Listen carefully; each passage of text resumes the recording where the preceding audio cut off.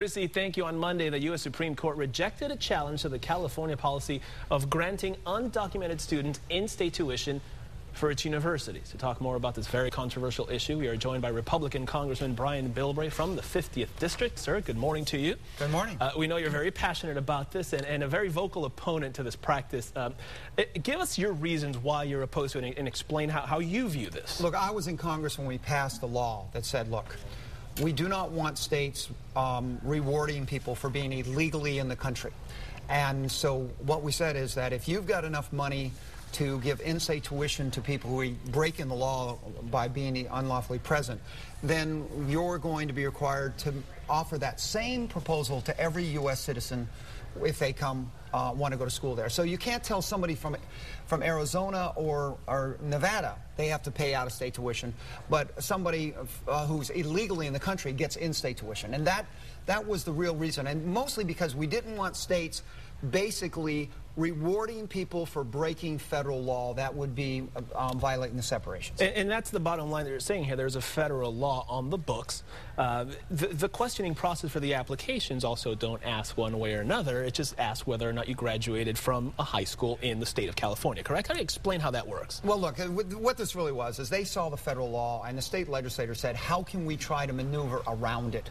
And this whole 540 was admitted a maneuver around the federal law to try to circumvent it. And the way they were able to try to say it is, well, we're not going to be able to say you can do it if you're illegal. But anyone who's done 3 years and has graduated gets in-state tuition. So what they've said is that if you've broken the law for 3 years, not 1, not 2, not 6 months, but 3 years, if you can prove you've broken the law 3 years, been here illegally, then we'll be able to allow you in, and we don't care if you're legal or illegal. And so they've been able to maneuver that around. But this thing was so brazen as being a scheme to get around to it, the appellate court had raised that up, that every attorney in the UC system said, wait a minute, to the boards, we can't implement this state law because it's in direct violation of the federal law. But the UC attorney said that he was happy with the Supreme Court's decision. Oh, yeah, because now he's covered. But the fact is, at the time, they actually refused to implement 540 unless the legislature passed a separate law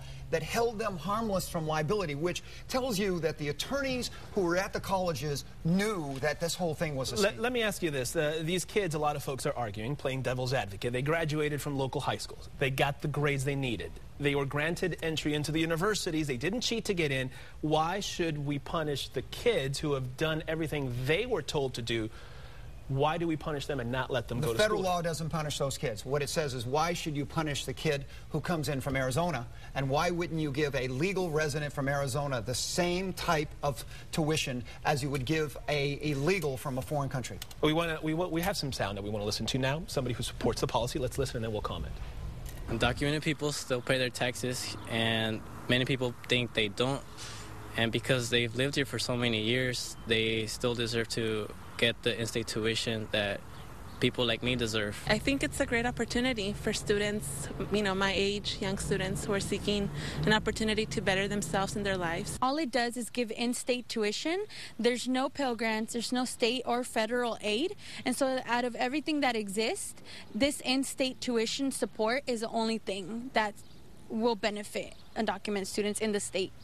And to put things into perspective, for example, San Diego State, $13,000 a year versus in-state students spending around $4,000. There's a lot of money that we're talking about here, and the big difference, right? A lot of them. And the fact is, it's not just the tuition issue where it's getting around. Let's be frank about it. You have children a few years ago that could not transfer from the JCs to the community colleges to the UC system because we didn't have enough money to go around for everybody. And frankly, when you're telling legal California residences that, I'm sorry, we don't have enough room in the UC system for you to transfer in, while you publicly admit that you're not only allowing those who are illegally present to be in the school, but you are subsidizing their tuition, and you're actually creating a situation where there's this whole thing about the loan issue where they'll say you can't get this loan if you're illegally in the country, but if you don't have a Social Security number, just put 00000 down. My question is, who doesn't have a Social Security number?